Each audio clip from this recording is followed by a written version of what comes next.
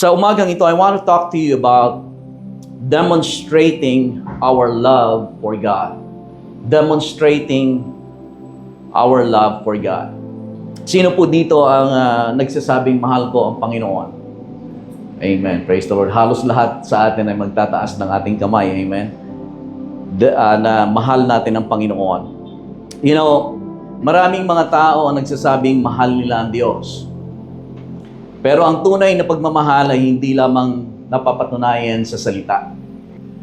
Ang tunay na pag-ibig sa Diyos ay dinedemonstrate. In fact, meron akong trivia sa inyo.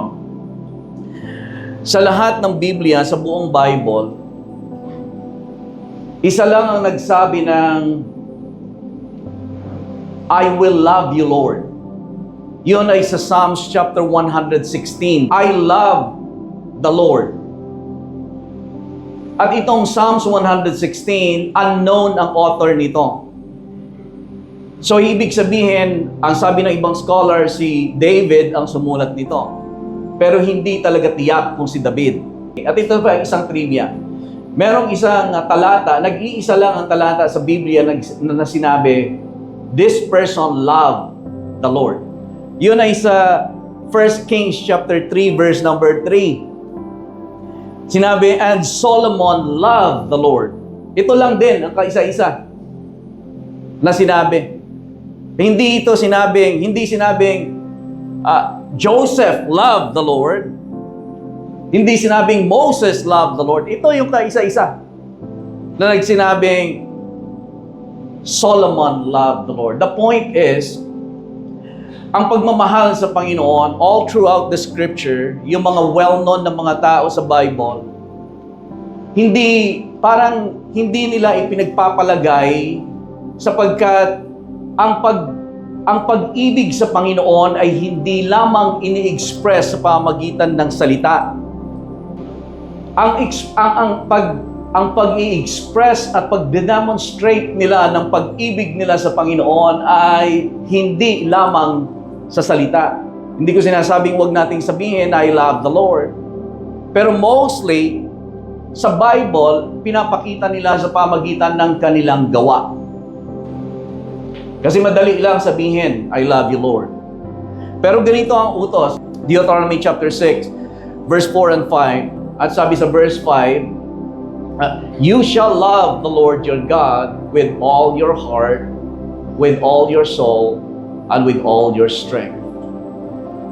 Magpapakita lang ako ng tatlo sa Bible kung paano ipinakita ang pag-ibig nila sa Panginoon, how true love was demonstrated or how the love of God was demonstrated.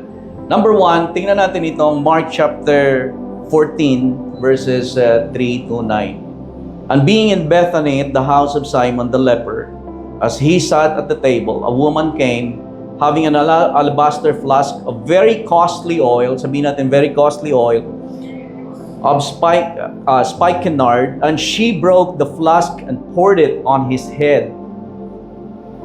But there were some who were indignant among themselves and said, ayon naman sa John chapter 12, si Judas yan yung nagsabi, why was this fragrant oil wasted? For it might have been sold more than 300 denarii and given to the poor. And they criticized her sharply. But Jesus said to her, let her alone. Why do you trouble her?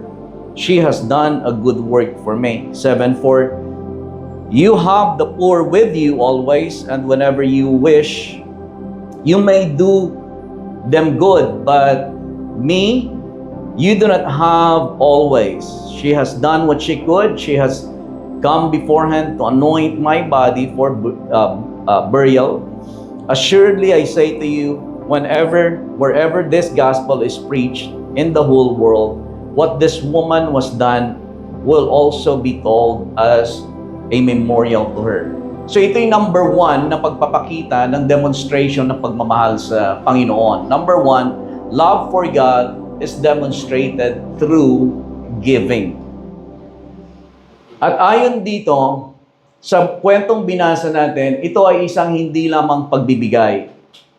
Ito ay pagpapakita ng extravagant na klase ng pagbibigay. Extravagant at irreversible na klase ng pagbibigay. Ang pagbabasag na, so binasag niya ang jar, at yung oil na to, very expensive. Ang halaga nito ay 300 denarii, ang sabi nung isa. Sabi niya, dapat ibinenta yan. Kasi 1 denarii ay equal siya sa isang araw na bayad sa trabaho. So a day wage is 1 denarii. So 300 denarii, parang a wage, isang taong sweldo ng tao. Magkano ba ang ngayon? Magkano ba ang minimum? Ang alam ko, 695 eh.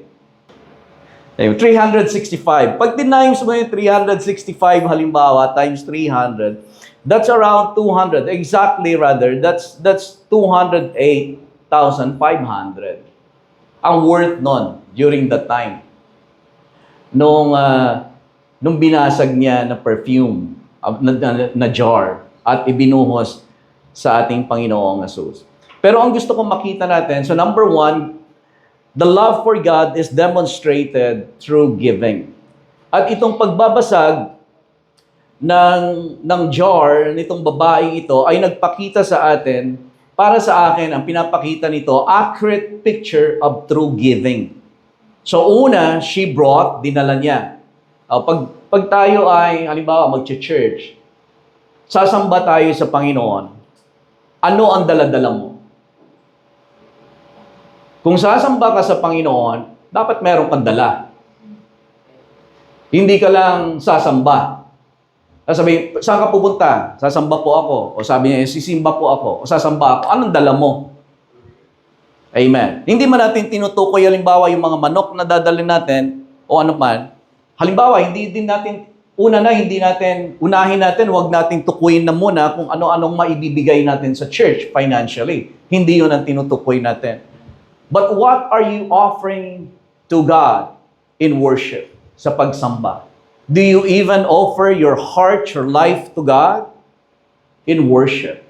Na Panginoon, nandito ako, nais kitang sambahin. Amen. Ang tunay na pagbibigay ay nagdadala. Amen. Merong dala. Praise the Lord. Ang tunay na pagbibigay, katulad ng ipinakita dito, binasag niya yung jar. Alam niyo itong jar na ito, ang tanong ko nung pinag-aaralan ko ito, bakit hindi na lang binuksan? Binuksan, tapos buhos. Tapos balik mo ulit, matatabi mo pa yung jar. Pero sa kanilang kapanahunan, most of the jar na ginagamit nila, itong klase ng jar na ito, sealed. Silyado. Kasi itong klase ng perfume na ito ay hindi ginagamit na katulad ng perfume natin ngayon. Gagamitin mo ngayon, sasarado mo, balik mo, gagamitin mo kinabukasan. Ito ay ginagamit na klase ng sa burial. Pang-anoint doon sa patay. Bilang pagpaparangal at pag-honor at pag-preserve. Ito din ay ginagamit na ito, itong jar na ito ay ginagamit parang pamana. Kaya silyado ito. So, ibig sabihin, kapag ito ay binasag mo, ibig sabihin, point of no return yan. Ibig sabihin, hindi ko na babalikan yan. At ang babaeng ito, ayon sa John chapter 12, ito ay isang kaparehas na kwento, somewhere dito sa gospel. Ito ay isang bayaring babae. At sinabi ng mga Pharisee sa kanya, kasi kumain sila doon sa bahay ng Pharisee, which is si Simon. Ang sabi ng mga tao, kung alam niya lang kung anong klase ng babae yan, lalayuan niya. Kasi ito ay bayarang babae.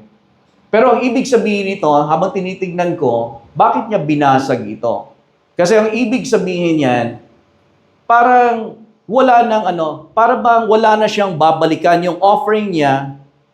Kasi kung ikaw ay isang babae na nagbebenta ng sarili halimbawa, isa sa mga mahalagang bagay sa iyo, perfume. Para mabango ka, hindi po ba? Pero ito, ang ibig sabihin ng pagbabasag nito halimbawa, ay isang pagpapakita na hindi nakadepende dyan ang aking kabuhayan. Amen. Yung dinala niya, binasag niya. Amen. So, sa offering, dinala mo ang isang bagay na mahalaga, binasag mo. Ibig sabihin, no string attached yan. O kaya naman, sinasabi mo na ang perang yan para sa Panginoon. Hindi ako dyan nagtitiwala. Ang unang bubuksan ng isang tunay na pagbibigay sa buhay mo, puso mo. Amen. Bakit yung iba hindi nagbibigay? Hindi bukas ang puso. Amen. Kung asawa mo halimbawa, nililigawan mo, mahal mo, bakit mo siya biniregaluhan ng mamahalin? Ay, kasi bukas ang puso mo sa kanya. Amen. Bakit ka magre-regalo ng isang bagay na hindi mo naman mahal? Hindi bukas ang puso mo sa kanya.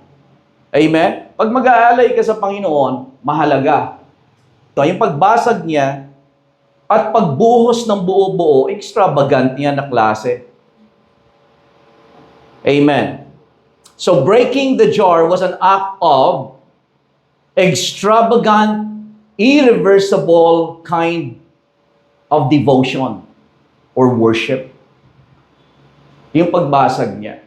So, ipinakita ng babaeng ito ang pagmamahal niya sa Panginoon sa pamagitan ng kanyang pagbibigay at hindi lang basta pagbibigay, kundi extravagant na klase ng pagbibigay at ipinakita niya irreversible na klase ng worship. Bakit siya irreversible? Bakit siya irreversible? Kasi breaking the jar meant no saving for later. So, ang pagbibigay na ito, itatabi ko para bukas. Buong-buong pagbibigay. Kaya sabi ng Panginoon, love the Lord your God with how much of your heart? All of your heart.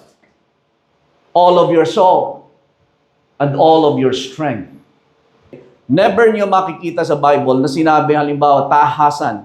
Sinabi ng Moses, I love you, Lord. Ipinakita ito sa pamagitan ng pagbibigay, alay ng buhay. Pinakita, I'm getting ahead of myself. Pinakita sa pamagitan ng pagsunod. Pinakita sa pamagitan ng paglilingkod. And in that same essence, parang hindi man sinasabi ng labi, kasi sinabi ng Panginoon, in fact, sinabi ng Panginoon sinabi ng Panginoon sa Matthew chapter 15, verse number 8, that these people worship me with their lips, but their hearts are far away from me.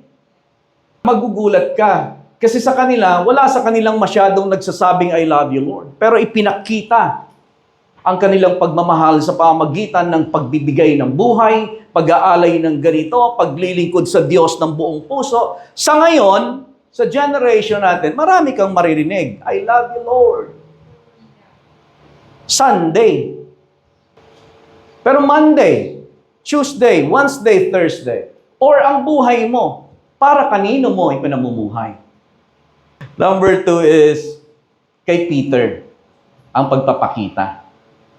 Kung paano demonstrate. John chapter 21, verse 15 to 17. So when they had eaten breakfast, dito after resurrection, nagpakita na ang Panginoong Jesus kay Simon Peter after na si Peter ay tinatuwa niya ang Panginoon, dininay niya si Lord. So when they had eaten breakfast, Jesus said to Simon Peter, Simon, son of Jonah, do you love me more than this? He said to him, yes, Lord, you know that I love you. So siya yung nagsabing, I love you, pero sasabihin ko sa inyo, kapag tinignan natin ito sa konteksto sa Greek context, ang sinabi ng Panginoon, Simon, son of Jonah, do you love, sa Greek word yan is agape, do you agape me? Ang sagot ni Peter ay, he said to him, Lord, you know that I phileo you. Hindi magkatulad. Most probably, dito sa pagkakataong ito, si Peter ay guilty pa din. Na hindi niya masabing, yes, Lord, I agape you. Pero yes, Lord, I phileo you. Pero hindi yan agape. Na sinabing, I agape you, Lord. I love you, Lord. It's phileo. He said to him again a second time, Simon, son of Jonah, do you love me? He said, yes, Lord, I phileo you. I know that I phileo you. He said to him the third time, Simon, son of Jonah, do you agape me? Peter was grieved because he said to him the third time, do you agape me? And he said, Lord, you know all things. You know that I phileo you. He said, feed my sheep. Pangalawang demonstration ng pag-ibig sa Panginoon ay pinakita sa pamamagitan ng dito sa talatang ito ay pinakita ng ang paglilingkod sa Panginoon. Sabi niya, Jesus respond to him, feed my lambs, feed my sheep, o tend my sheep rather, and feed my sheep. Dito ay pinapakita na ang paglilingkod sa Panginoon or ang pag-ibig sa Panginoon ay pinapakita sa pamamagitan ng paglilingkod sa kanyang mga anak, sa kanyang mga kapatid, sa kanyang bayan. Ipinapakita ang paglilingkod sa Diyos. Love of God is demonstrated through serving His people. Sinabi ng mga tao sa Panginoong Jesus, what is the greatest commandment? Ito yung sinabi ng Panginoon. The greatest commandment, love the Lord your God with all of your heart, all of your soul, all of your heart or strength, and all of your mind. And you shall love your neighbor as yourself. Dinagdagan ng Panginoon ang isang utos, dinagdagan ng Panginoon ng ikalawa. Sabi niya, in these two commandments hang all the law and the prophets. Yung iisa, dinagdagan ng Panginoon. Ng ikalawa, you shall love your neighbor as yourself. Kasi ang tunay na pagmamahal sa Diyos ay naipapakita sa pagmamahal sa tao. According sa John, ang sinabi ng John, 1 John, sabi ng 1 John, paano ninyo sasabihin na mahal ninyo ang Diyos? Hindi naman ninyo minamahal ang inyong kapwa. Sinasabi ninyo mahal ninyo ang Diyos na hindi nyo nakikita. Samantalang yung kapwa ninyo, nakikita ninyo, hindi ninyo minamahal. Ano yan? Sana mapukaw tayo sa pag-iibigan. Pagpapakita ng pag-aalay ng buhay sa Panginoon ng buong buo. Na kahit na hindi natin sabihin, I shall love the Lord with all of my heart, with all of my soul, with all of my strength. Kahit di mo sabihin, pakita mo lang. Sa pamagitan ng in your quiet moment, kapag ikaw lang nag-iisa. Sa kwarto, kung ikaw nag-iisa na. Amen. Pakita mo ang pagmamahal mo sa Panginoon. Amen. Sa buhay mo, sa mga bagay na ginagawa mo, mga pinupuntahan mo, pakita mo, mahal mo si Lord. Kahit huwag mo na sabihin, I love you, Lord. Alam niyo, isa sa mga natutunan ko sa buhay, nakikita ko, maraming mga tao hindi marunong magmahal. Maraming mga tao, kasi ang pagmamahal, dalawa yan siya, laging two-sided. Pag nagmahal ka, alam ba sa relasyon, pag nagmahal ka, dapat nakahanda ka na magbigay. Hindi yung puro kakabig. Yung ibang tao, nagmamahal kasi sila yung kapakinabangan sa kanila. Ano ba, mag-girlfriend ka? May girlfriend ka kasi kapakinabangan sa'yo. Masaya ka. Pero wala kang gustong ibigay sa kanya. Kapag humingi siya sa'yo na siya naman yung bigyan mo, na manggaling sa'yo, wala na. Kasi ikaw lang ang lahat ng sentro. May mga tao, nagsasalita lang at ginagamit lang yung pagmamahal, Pero sa totoo, hindi marunong magmahal. Kasi ang pagmamahal, kung talagang ipapakita mo ang pagmamahal mo, hindi lang yan sa salita. Kapag magmamahal ka, talagang may sacrifice yan siya. Amen. Kapag magmamahal ka, may mga pagkakataon na magiging uncomfortable sa'yo para maipakita mo lang yung pagmamahal mo sa minamahal mo. Pero karamihan sa generation sa ngayon, hindi natin alam yun. Akala natin, pag Valentine's Day, may girlfriend ka, tapos na, okay na. Right? Masaya ka. Pero ano siya? Amen. Sa pag-aasawa, halimbawa, masaya ka sa asawa mo. Pero ano ang binibigay mo sa asawa mo na magpapakita ng pagmamahal mo sa kanya? Sa mga anak, sa mga magulang, na-realize ko, hindi marunong magmahal. Kasi hindi pala sila nakakapagbigay ng pagmamahal sa'yo kasi hindi marunong magmahal. Akala nila kabig lang ang pagmamahal. Ako lang ang mahalin mo. Hindi po ba? Akala ng mga anak, ang magulang lang ang magmamahal. Pag ganon, sila ganon lang ng ganon. Paano naman yung magulang niyo? Magbigay din kayo ng pagmamahal, respeto, paghugas ng plato, pagsunod sa sinasabi. Ano naman yun? Wala.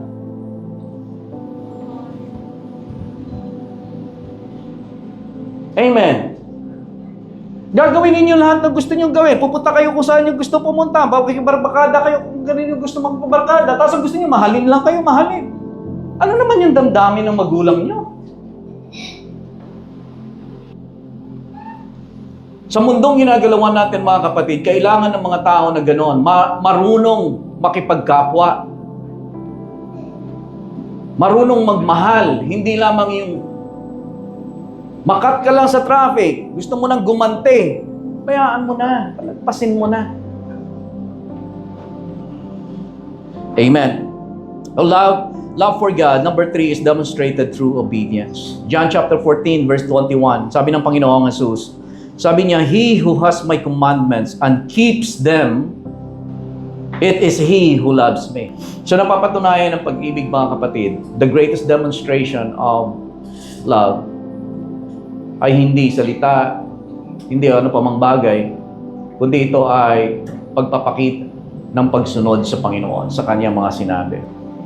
Merong ibang klase ng kapahayagan na mahararasan mo ang presensya ng Diyos at na makikilala mo ang Diyos sa pamagitan ng pagsunod.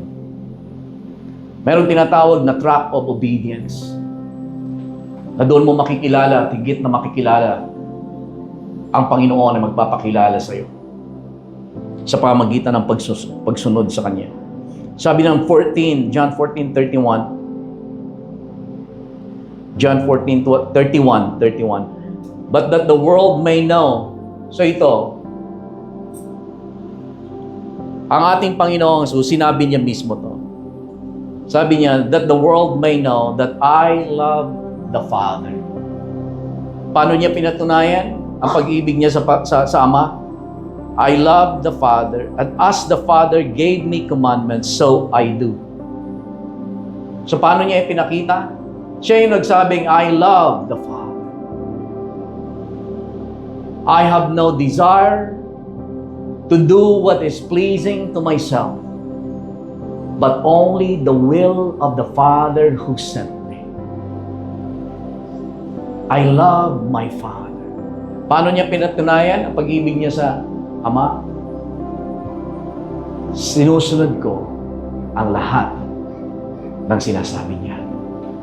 Sa bawat ating pagpapasya sa desisyon sa buhay natin, nawa ang bumigat, malaglag, at tumaas yung will mo.